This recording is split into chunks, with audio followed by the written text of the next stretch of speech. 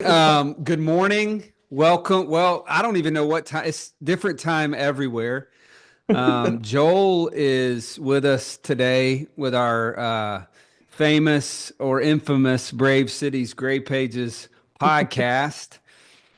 Hugh, our good friend and resident podcaster, is not in studio today, but we get the honor of having our brother and regular contributor Joel Repic streaming in from Senegal, That's which right. we're going to hear all about what the Lord Jesus is doing over in Senegal through some pretty incredible Brave City type workers that we're kind of honored to be connected to through Joel. So we decided, man, we got to make this whole episode about Senegal. I actually have a really good friend from Senegal that I haven't Yeah. seen in years because he's playing overseas basketball now.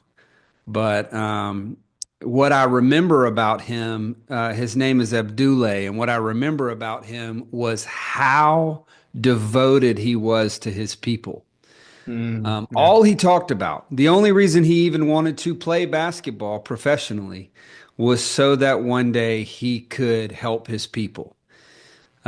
He had so much honor and devotion to his home, his homeland, his people, the Senegalese, and he talked about it all the time. So it's all I've always kind of longed to go and be around that type of kingdom virtue. But yeah, Mm. here we are. John's here, of course, Yo, sort of hosting, even though I just stole his job hanging back. and I'm along for the ride. introed. And hopefully we can just hear about kind of the global aspect of what's happening through Brave Cities and your work. So Yeah. welcome.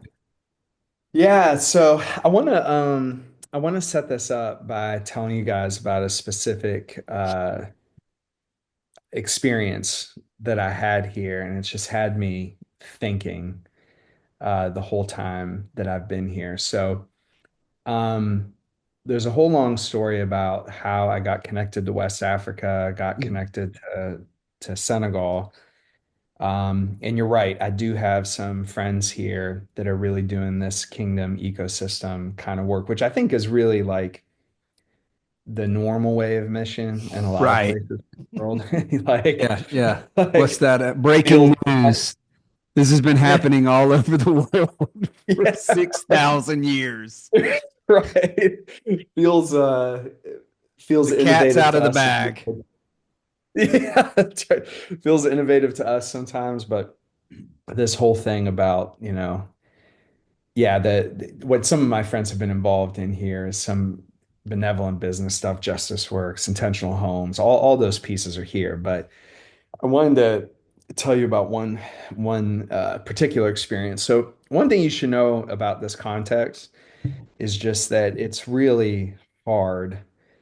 There's a bunch of reasons for that. I mean, certainly some of the poverty that people experience here. I think on a previous episode, I talked some about the situation of the boys here Mhm. who end up basically in a kind of slavery um, because of a mix of cultural and religious and economic reasons. But that issue is everywhere here. These boys are basically begging and basically stuck in a form of slavery. So when you're here, that's jarring for sure. It's just in your face everywhere you go. It's just an impossible problem. And my closest friends here have been intimately involved in working on that issue in particular. Um, but when my friends started working on that issue and some other issues here, they got connected to a local church in a city here in Senegal. And there are very few churches in Senegal, to be clear, very few Christians. Um, there's freedom of religion here, but the social pressures are really, really strong. And so it makes the work of gospel like proclamation, demonstration just very slow and a really sensitive issue as well, something that Mhm. people just have to be really careful about. Um, anyway, I got introduced to this church about a year ago. I'll just tell you a little bit about it and who leads it. Um, but it's led by this pastor who I believe is definitely one of the first, if not the first, but I think at least one of the first people who became a follower of Jesus out of his tribe of people. All right. And that was a long time ago. And almost immediately, the ramifications were severe, with his family, with a whole Talk for a bunch of it. second. How significant like his tribe is this? This is a It's millions of people. Yeah. right. His tribe. That's what I wanted. Yeah. Yeah. Yeah. His tribe is millions of people. And Yeah. This isn't a little That was group a of good question. 12. no. Yeah. Yeah. Camping down by the river. This That's is, right. That's yeah. right. This is the Yeah. size of Alabama. Yeah. It's millions of people, stretches across multiple nations. But he was one of the first, and it just a crazy, miraculous story, that he shared with us how that all happened. But since then, he and his wife have been involved in really kind of like an extraordinary amount of ministry with a very small band of people, very small group of believers. They ended up starting a girls' school. They ended up starting a youth center for some of these boys that I was describing. I was at both of those places in the last week. They're starting to do some like microeconomic kind of stuff. They're just involved in so many things. It's hard to believe. It's this like Brave City characteristic of like a small group of missionaries, accomplishing all of these things. One thing I really appreciate about my friends who are here from the States is that rather than just start doing their own thing, they really decided to submit themselves to this pastor and his wife when they got here, um, and have spent, over a decade just working closely with this group of people. So I met them last time I was here. We went and visited them again at this time at their house, this pastor and his wife. And this is the part I really want to point out to you. Um, there's so much about life here that, like I said, just feels hard. Like the hardness of the environment, of the realities of poverty and all these social issues. Um, I think connected to that, there's also just the way empire manifests here. There's a certain kind of spiritual environment that attends all of that. I mean, you feel it. My friends who live and work here and do ministry, it's just something they have to think and pray about all the time. It's just the impact of this, on their mind and on their hearts. Um, but we go to this pastor's house, his wife, and a while ago they bought a piece of property right outside of the neighborhood where or the city where they had previously lived. But they've done a bunch of things there. They're building like dorms for college students that are trying to make it in the university system here. Um, they've basically like built out this like compound uh, that is just a safe place. They're leading a lot of people who experience persecution.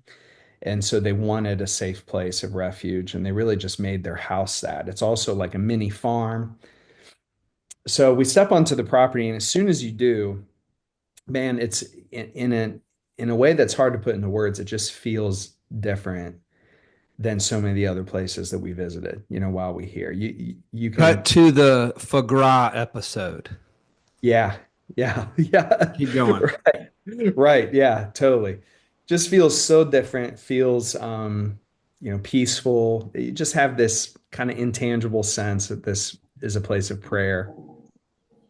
And the pastor's wife ends up asking me, like, hey, do you want to get a tour of the place? And I had seen it once before, but they've been working on some new projects. And of course, I said yes. And so she's taking me around. She takes me into this. back uh, courtyard where they keep some animals. They have some ducks back there and stuff like that. But it's a fruit orchard, and they're growing, on the property, papayas and mangoes, and I mean, really like beautiful fruit trees that are producing a lot, by the way. And when you step in that courtyard, it just feels like you're in a different world because the landscape of Senegal is just really arid. I mean, it's desert, it's dust, sand everywhere. Sand is always blowing and covering over, the roads here. And so you step into this and it just feels, so different. Um, and she ends up telling me that as her husband has gotten older, he's spending more and more time tending to these trees. And she says something interesting that I want to come back to in a minute, but then I want to throw something out to you guys. You know, um, she says he like plants these trees and they take like 7 to 10 years Forever. sometimes, Yeah, to for bear them fruit. to, Right. yeah, for them to get working and bear fruit. And she's like, but then he'll cut some of them down. And she's kind of laughing about it. You could see where some have been cut out. And she said, and it's because that's what's needed for like the overall health of this orchard, is that sometimes you actually have to remove the thing Hmm. that you spent all these years cultivating in a really hard place. Let me just throw this in there too, that I found out that the like dust and dirt from the jungle in Africa ends up blowing over the desert. And so the soil is actually pretty nutrient rich, but there's no water, is the problem. So when it's tended to, when it's cared for, it does have the capacity, to grow these trees, but it requires a lot. It requires digging a well, all these things to deal Yeah. with the water issue. So it's just like a high cost, for these things. Okay, I'll pause here, but I just want to point something out. Over dinner that night, with this guy and his wife, we ended up talking a lot about apostolic and prophetic kind of foundation laying. And at some point here, I want to tell you about my conversation with them. But I made an observation to them that they agreed with, and that it's that a lot of people who are doing this foundation laying work, like they're some of the first people in their tribe, some of the first to begin to address some of these really difficult issues. A lot of people who are involved in that kind of work in wilderness spaces, whatever you want to call it, the desert, Senegal, inner city communities, whatever. A lot of them end up picking up these kinds of projects, you know?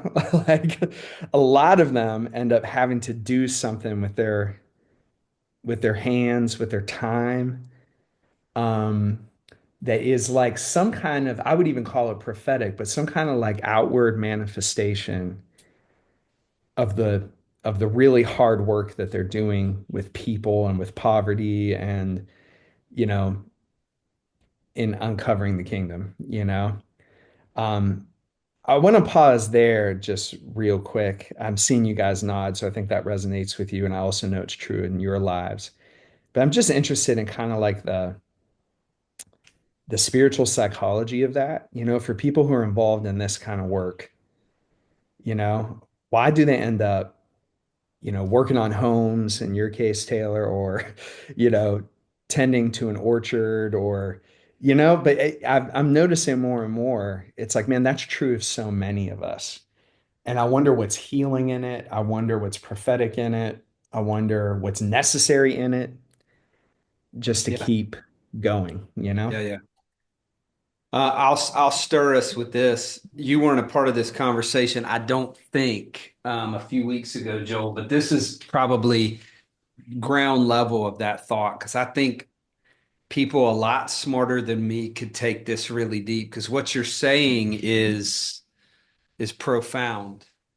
I'm painting a house right now, a Hmm. little small 2 bedroom house, just a little side gig, Yeah. inside interior, and I love it so much.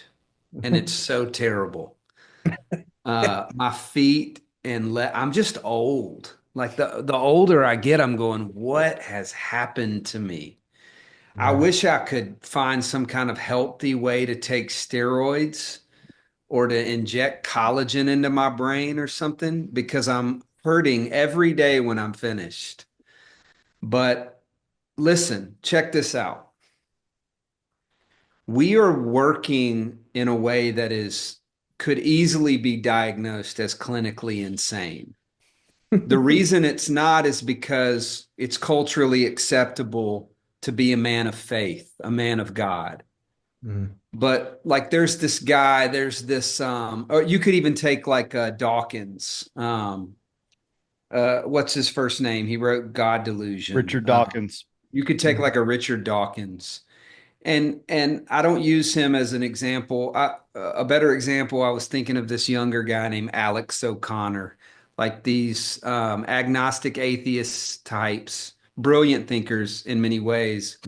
But Alex would say, by all intents and purposes, you guys are insane because you're working for something. And the reason I use him more than Dawkins is because he's much kinder than Dawkins. But he's like you're spending your life working for something that you have agreed upon that you will virtually never see Yeah. results from. Hmm. Um, when I paint a line, or especially when I finish a wall, like one wall, bro, it is so satisfying. Yeah. When you and the orchard thing's a little harder because you're actually like planting and waiting 7 years.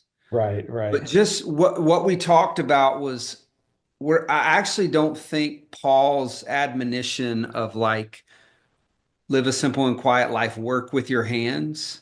I don't think it was just surface level instruction.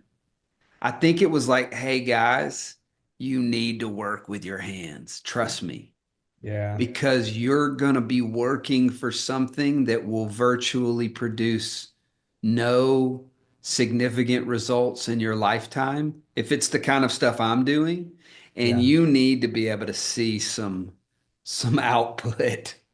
So that's base level. I just want to say, like, I would tell any brother that's walking or sister that's walking into this stream, hey, find something to work on Right. that gives you life, that produces beauty in your city, in your context, in your neighborhood, that maybe produces some kind of income. That'd be good. But Mhm. find some way to watch even cutting grass, to run over a little quarter acre of land and be able to look back and go, I did it, I finished that. So that's the start of the psychology of it. I think Mhm. there's more, Yeah, we but there talked. you I think we might have talked about. I don't know when, but I remember this conversation. But even like the idea we were talking about laying tile, but just the ability to go, I've accomplished a thing, like the yeah. fulfillment of like, there it is, I did that, and how different that is from so much of the work that we do. That there is no finish line or there is no thing to step back and look at. But as Joel was talking, I wanted to talk more about the like roots and soil and ecosystem kind of Yeah. component. That's a lot of the work that we've really done a lot of. And especially with something like a fruit tree, you ain't getting that. It doesn't be like, look, I did that. It's like you plant the tree, the damn thing dies, most likely. And Most of then the if it time. survives, you got a good 7 years before you have any fruit bearing product on it, which is just the most infuriating. It's like, I guess I planted this for whoever lives here down the road. But it is like it does take some generational thinking. I do think it's something emergent though, out of the some of the convictions around, I mean, like the planting of seeds, the cultivation of soil, the like the it's like weirdly, like if your head is in that metaphorically, I think it like is pulled into it tangibly. Yeah. And I know like I was interested in a lot of this stuff and I was like really excited to grow gardens and grow food, but it wasn't until like ecosystem didn't come into my mind as a thing until we did aquaponics back in like 2014. I think is when we started our first. We got a swimming pool from Walmart. We got like 300 tilapia in it, and we built these huge raceways, and we were growing. We actually started selling watercress that we were growing out of that to a local uh it was actually called the F Monsanto salad, which is what they put our watercress in at this little bar down the street. So that was one of the first things we ever sold, actually.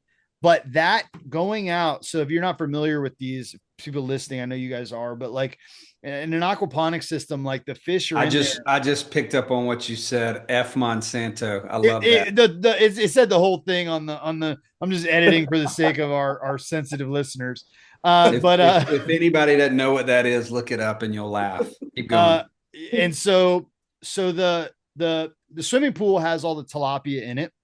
Obviously, they poop and they pee, and that waste needs to be filtered out of the water. So what it does is siphoned out through this like system, and it goes into. There is like a catch where we can. It pulls off the sludge. It pulls off the main bulk of the poop, which we would pull that out and fertilize the gardens with. And then the water from the top of it, that's full of all the nitrogen from all the pee and poop, but it's filtered off the solids now in this, I forget what we called that, but this drum that we would fit to pull the solids out. Then that would run into the raceways. And you have these floats that run all the roots in. And that fertilizes all the plants. And you put enough plants, the roots are hanging into the water, that by the other end of the system, that water is coming back in purified by those plants. And so it's a very low input and high output system. So you get protein and produce out of this system. And literally we would feed the fish out of duckweed that grew in the same system. Like we would feed them some other stuff too, but it was an incredibly low input system. Anyway, that was the first time I built it. I was just excited to build it and learn about it. But once it was up and running and it was like sustaining each other, I just had this like I stood out there one day. It was like this epiphany. I couldn't walk away from it. I was like, this is everything we do. Like it Mm. just became this like I I like didn't do anything else that day. I like stood by I watched fish all day and I was like, this is the best case study in everything we're trying to do. Like Yeah. take what would otherwise be wasted and turn it into something that's nutrient dense for something else. And then let that thing feed back into the and just create this like reciprocal relationship that throws off beauty and value with very little input. And I was like, and it's interesting, like it immediately came to mind as you said, I wonder how we get into this. And I don't think like I arrived at this like realization, but Yeah. I actually think some of the meta thinking about those things and we don't even realize that's happening. Like we're thinking about the soil of our community and like the you know the culture within which we're living, and then somehow I think those things like crystallize into like I think I do Yeah. need to get some chickens. Like Yeah. Yeah. Yeah. Yeah. So Hold let on. me. Oh, hold on. Okay. One more last thought, because and then I want you to take it. No, go ahead. I actually feel like this is out of order. I feel like I should have shared the first two. John's was way more profound and should have been saved to the end. But this is a kind of important idea too to the foundation layers, kingdom ecosystem dreamers. Um, if I ever do write another book, I think I want it to be something about loving the work or loving the process. Hmm. This weekend, our basketball team was practicing beyond basketball, and um, every few practices, I try to share some kind of word that like God puts on my heart for them. And this week we talked about something that we talk about in our family a lot, and it's the idea of loving the process. So I want to create a small compare and contrast with empire and kingdom. I think that you could do a case study and find a pretty consistent narrative with Empire, that Empire constantly gets you to focus on the results, to Mm. even build your goals and your dreams based on the results. And what the data has shown us is two things. One, you when you live a life that way, you almost live your whole life as a failure. because Mhm. it's very hard to reach incredibly high goal setting. But let's just say you do. What's even more astounding is that we've discovered those that reach their results, their goal, result based goal setting, they're even more disappointed than the ones who never reach their goals. Okay. So that's kind of empire kingdom. Yeah. It seems like we can draw a lot of truth from the idea of love the process, fall Hmm. in love with the process. Hmm. If you can, this is what I was telling our boys.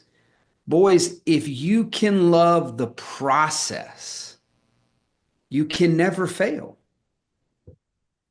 Yeah. I said I challenge any of you to argue that idea. Well, the failure is not doing the process, not doing what you love, which would seem counterintuitive. But if you fall in love with the work itself, who can take that from you? I said, how many people can take? I said, Cam, what's your dream? And he said, to win a state championship. I said, how many people can take that dream from you? And he said, thousands. I was like, it's so easy to find anybody that could take that dream from you.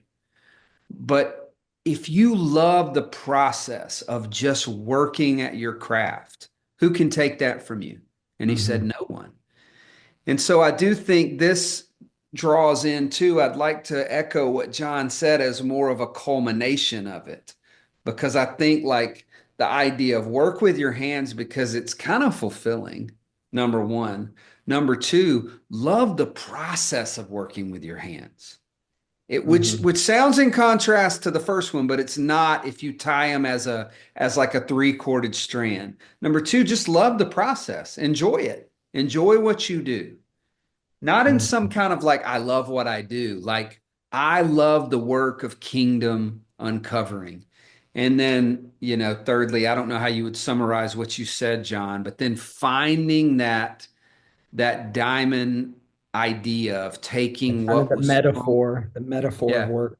Hmm. yeah. So those are Yeah. some quick ideas. No, it's perfect. And I want to tie it then to another thought that probably was most impactful for me seeing this orchard. Yeah, there's kind of just like the satisfaction of the work or just the the the mind clearing of it, which is a very Benedictine thing that Yep. there's just something healing, right? And work, kind of this landing on the metaphor of it, like God giving us a picture in the work of our hands of our meaning, and purpose. And then Taylor, I'm loving what you're saying about the work and the process and loving the process. Here's one thing that really stuck out to me about that orchard, and it was this comment his wife made about removing some of those trees that you've spent a lot of time that you spent a lot of time tending.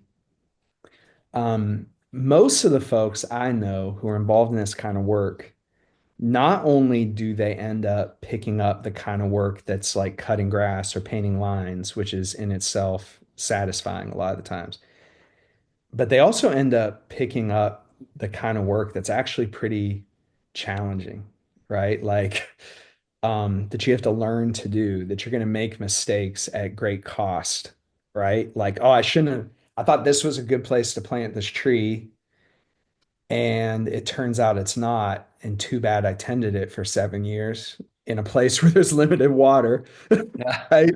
Because it's too close to the other trees. And that's not going to work. And that's kind of how you learn to care for an orchard, right? So after I saw the orchard and I noticed that his wife laughed at this, like she was able to laugh at, yeah, like we tend these trees and then we have to rip some of them out, and it's kind of crazy, it's kind of like the sense of her comment. And then we go and have dinner, traditional Senegalese meal. And this guy and his wife end up asking me, and I had brought some friends with me to see this place I love, to see Senegal with me. They were like, why do you keep coming back? Like, why are you here? Why do you want to keep seeing a place like this? And why do you keep bringing other people to see it? And this was my answer to them. I'll tie it back to the orchard. But I just said, for me, and to use the language of brave cities, it's like I've surrounded myself with these kingdom ecosystem kind of people, right? Um, for me, it's not helpful, at least I don't think it's very helpful, for me to take folks who are doing that kind of work. I brought three guys with me this time, all of them serving in hard contexts, um, to bring them to a place where the mission feels like it's already won all these victories, right? And there are places in the world where it's exhilarating to see it, right? It feels like, wow, all this stuff is happening and Jesus moved in a powerful way. And I told this guy and his wife, that's not Senegal. It just isn't right now. You know, it's hard. People give up things. There's, one step, forward, couple steps back. It's just that kind of place. And you hear it in people's stories. The persecution is part of that. This guy and his wife, I mean, they've seen some people come to faith and have beautiful testimonies, and then they disappeared. The pressures of the family and the persecution are just too much, and people go back to the life that they knew after these huge investments were made, right? Mhm. And I said to them, I come here because I see people like you suffering. And it doesn't make it any easier for them, but I'm like, that's actually what gives me hope somehow, Mhm. is seeing it in another place. And then I said to this pastor, I was like, I feel like this is some of why you do something like a fruit orchard too. And this, he was nodding his head. Yes, there's something about not only like the satisfaction of work or the metaphor of it or whatever, but picking up the kind of work that to do it well, you're going to have to fail along the way. And I'm still trying to find language for it, but there's something like healing in it or hope giving in it to realize that that's how the world is, you know? Like, and this ties back to your results driven thing, Taylor. Like, it's it's not normal for things that are truly good and truly beautiful. What's not normal, like a fruit orchard, what's not normal is that it just goes from A to B in some linear, quick line. Beautiful things aren't made that way, right? There's a cost to things that are beautiful or truly good or worth observing and celebrating and, giving our lives to. And I said to this pastor, I said, because he's just suffered so much, over the course of his ministry and life and leadership. And I just said, I I wonder if there's something in it that's like, yeah, this it's normal to have to tend a tree for all these years and then take it down, or for it to die, or for it to end up not producing fruit. Like that's part of it somehow. And I just wonder how we make peace with or expand our capacity for suffering in a certain kind of work that's producing really beautiful things.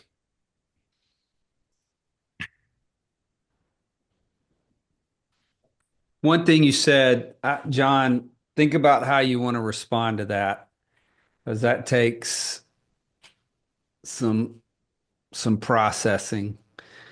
And I don't know the science or if even I have the data to fully back this idea up, but my life experience tells me this is true. It also kind of goes, it's worth some nuance, so I'm going to give it a shot. But when you said we go here to experience, to see your suffering because it gives us hope, there are other places that if you go to, you see God doing all this stuff. Hmm.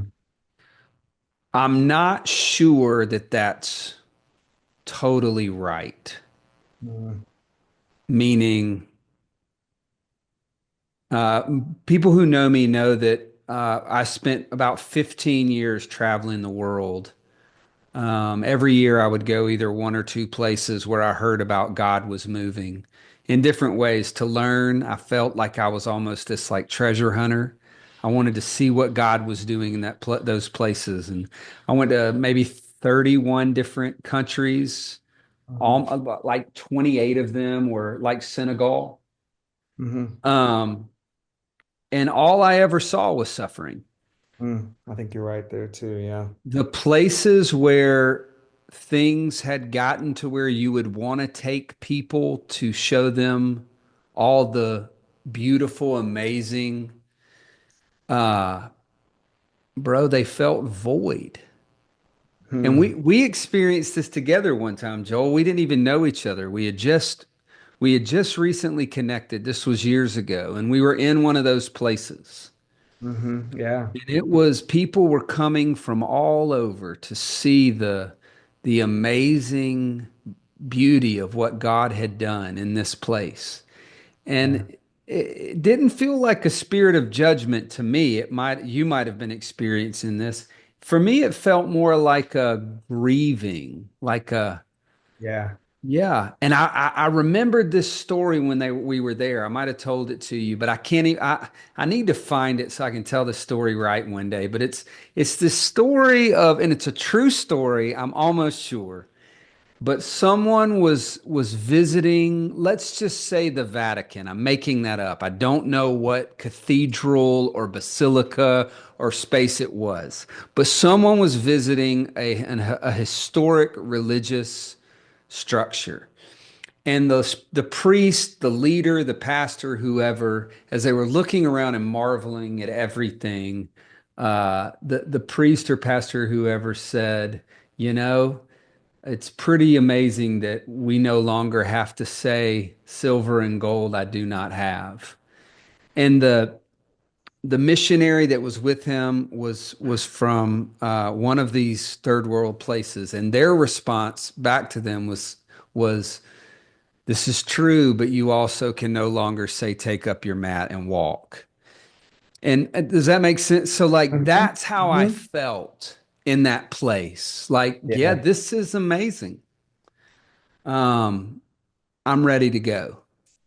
I want to go back to Senegal. And that's a crude way of expressing Um, it, but I actually think what you're saying was gracious, but I actually disagree with you. Like there's not anywhere that I've been where God is just exploding his glory. I mhm. go and it's riddled with suffering. Yeah, I think you're And right. and and it there's this weird contrast in my mind. Uh C.S. Lewis has this quote, John, one of you might can say it, but something like any man that knits his heart to this world will eventually begin to hit the longing for the other world will cease, like the longing for what is to come. You get the gist if you can find the quote, but the idea is we're not trying to establish some euphoria here now. Hmm. We're trying to uncover shadows of the eternal so that Yeah. anyone who sits at the table goes, I want to know who curated this. Yeah. And we can say, we learned this from a man named Jesus, a man that claimed to be God and claimed to be the uncreated one. And we're kind of trying, we sort of believe him. It seems crazy. The evidence says that he's probably was telling the truth, but he's done something in our lives that we're like, we want to try to do some of what you did. Like we want to follow in your footsteps. But let me promise you something. I'm still having my hypothetical conversation. Let me promise you something. It ain't ever going to go good. Hmm. There'll be flashes of, but this thing we're in right now is just painful. Yeah. And there's suffering. I was listening to one of my favorite comics yesterday, Norm Macdonald, and he was making this terribly inappropriate joke about suicide.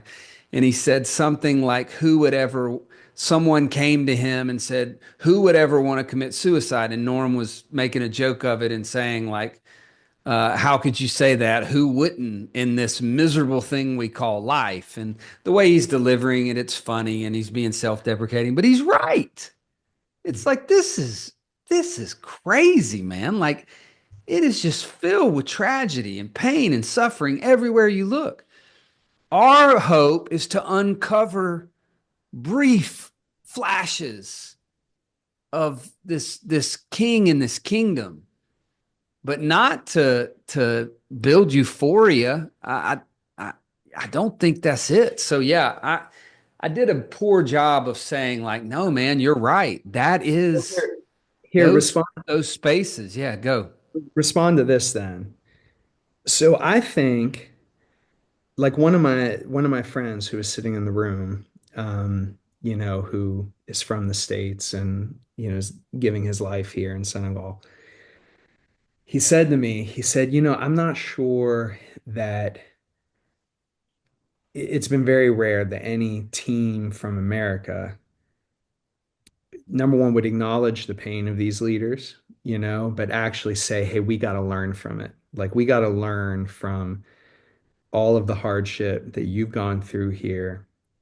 We've got to learn from you planting this fruit orchard, As a matter of fact, he said this this this group of African leaders has stayed connected to the American church, some mainly around relief and development, kind of efforts, and they're grateful for that. But it seems to me like sometimes they almost feel like they can't put on the show for us Americans. You know what I mean? It's like we can't give you what you're looking for, I got it. this like, Yeah, oh dude. yeah, yeah, the amazing global church, or something like that. And I think it really changed. I felt like it changed the whole atmosphere of that dinner for us just to say, hey, we're actually here to sit with you just for a minute in to acknowledge in the suffering and to acknowledge that. And it is true everywhere, but it seems so strange even to them to acknowledge it in a conversation about mission. You know what I mean? And I wonder what that is, where the pressures are coming from. I think we've talked about that in other episodes, but we feel this pressure for the results. We feel this pressure to put on the narrative of success, right? Um, Mhm. but it's such a different thing to say, no, we actually want to look at something different. Like I want to ask about that place a tree used to be planted but isn't anymore. you Yep. know, like I, Let I want me to talk about that, you know? let me tie the thought I shared earlier back to this because I don't want to sound despondent, like there is no hope, everything's going to be bad. That's not the idea. The idea is actually that kingdom is found in the midst of suffering. Yeah. I actually think the scriptures say like uh we enter the kingdom through great suffering. But it doesn't matter. That's kind of what I'm saying. Mm-hmm. Is when we love the process, Mm-hmm. when the tree does bear great fruit, we kind of we kind of celebrate and eat it. But it doesn't change anything because I wasn't doing this for the fruit. I was Yeah. actually doing it for the process. Yeah. One day, all things will be in bloom. One day, all things will be made right. Yeah. But when I actually fall deeply in love with the process of kingdom uncovering, of work, like kingdom work, hopeful work, however you want to view it. I have some people in my mind while I'm saying this that Yeah. I know listen to this. Some believe in Jesus, some don't. And I'm going, man, kingdom work is everywhere.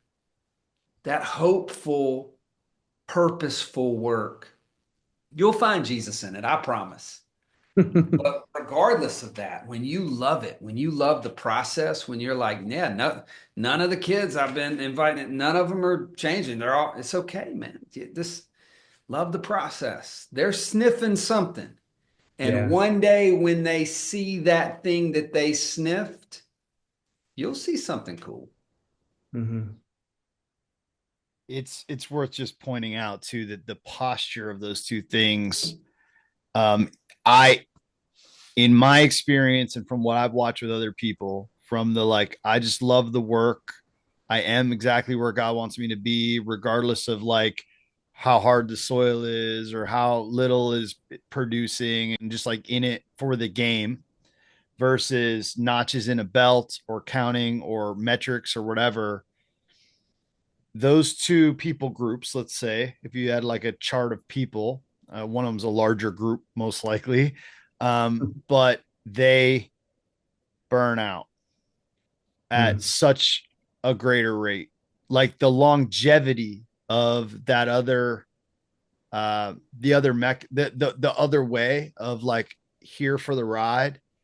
By the way, you guys read my hat, but this hat I got. It's a hard work and patience, but it's exactly that. Like I think about this all the time. Like work today, like I got to get it done today because I want to accomplish. I enjoy the work and want to I want to get more. I want to get stuff accomplished, like get the floor laid or whatever it is.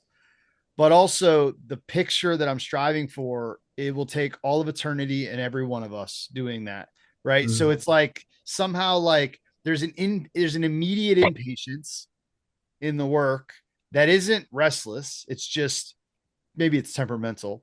But then there's this longevity, like I'm never going to get there. I always say, like, when my GPS, they used to say you've arrived, and I'm like, always remind yourself you haven't, you know, like that would be a terrible thing. I'll pose a Yeah, we got I'll pose a rhetorical question.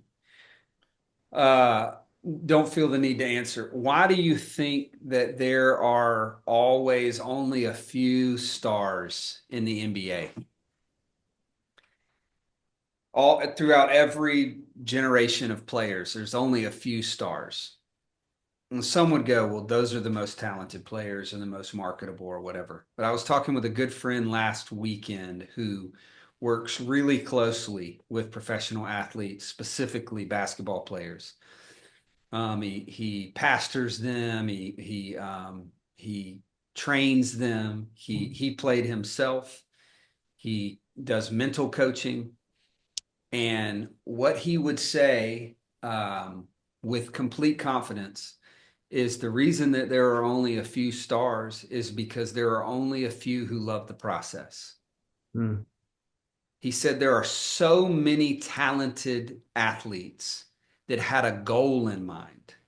They had a result in mind, and they worked very hard for that goal, for that result. I mean, they couldn't have gotten where they got without some type of work. Even if it wasn't painful work, they still worked. They played all the time. They trained in some way, and they received their result.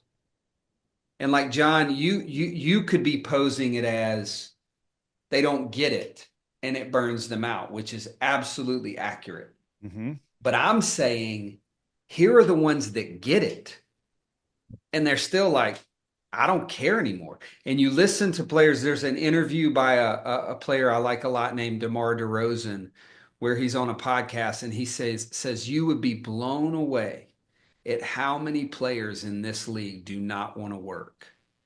Well, Mm. that begs the question. They don't want to work. Like they don't, how could you make it to this level without wanting to work? And I'm saying, and my friend is arguing, it's because they got their reward and they're just as disappointed as they were beforehand. Mm-hmm. They never loved the work.